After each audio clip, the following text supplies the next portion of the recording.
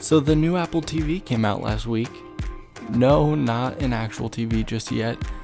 This Apple TV. This is the 4th generation Apple TV. So yes, Apple TV has actually been around for quite some time, even though you may have never heard of it.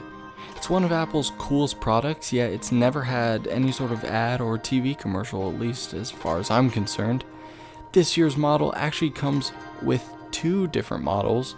This is a 32 gig for $149, and there is also a 64 gig for $199. Now everything comes in the box except for an HDMI cable, just like last generation. We have the new Siri remote, of course the Apple TV itself. Pick up a new power cord, which actually fits the same previous power cord, which is nice for cable management, as well as a couple new getting started guides and a lightning cable. Interesting. More on that in a couple minutes. Now the new remote is actually one of the coolest new features of this Apple TV. Now if there's one thing that everyone knows, it's the previous generation, usually the remote was the first thing you lost. You had to buy multiple, maybe download the free remote app, but this remote is truly awesome. Once you get everything out of the box here, you'll notice that the Apple TV is actually a little thicker than the previous generations. Now I'm not sure what the dimensions technically are, but you can see that there's a pretty decent size. Some may say it's a nice design change, thinner isn't always better, even though that's generally Apple's kind of stamp of approval on design, so it's interesting that they went thicker. But anyway, let's focus on the remote. Now you'll notice at the top it has this dark matte finish, and that's actually because it's a touch sensor, kind of like a trackpad.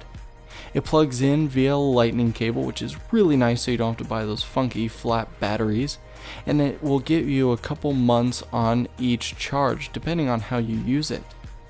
Now you notice here you have the same buttons, play, pause, menu, but you'll have something else a little differently that I'll touch upon later.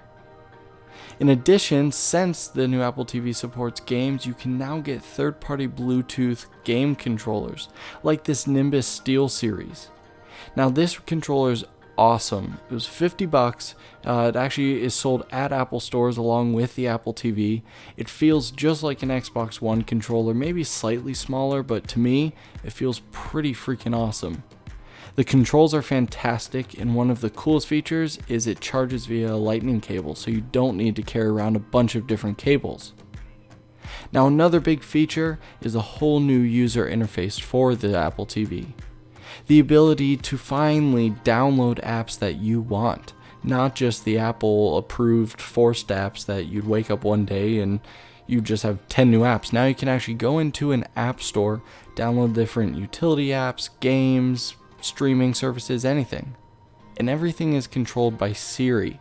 So on the remote there's a microphone and a Siri button that you can push to do different things, like asking who stars in this, or what did he just say, and it will actually reverse about 15 seconds back or so and actually explain in subtitles what the characters are saying. You can search for weather functionality, sports, a whole bunch of different kind of basic Siri without anything talking back to you. And it doesn't interrupt the video playing or any games. Now, some things they haven't fixed. Now, when I'm actually recording this audio, they now have added a top charts and categories option in the App Store, which is nice, but still, typing is the worst thing ever. Come on, Apple, you had 4 years to fix this from the previous generation, and I still have to scroll sideways. Crazy. But, is it worth the upgrade from the previous generation? I'm going to say yes, unless you are like some people who specifically use it to stream Netflix, YouTube, any of the streaming apps. If that's all you're doing, the previous generation's probably going to be just fine for quite some time. But if you want new apps, new features, all that good stuff, it's definitely a good upgrade for $150. Thanks so much for watching, guys, and I'll catch you in the next one.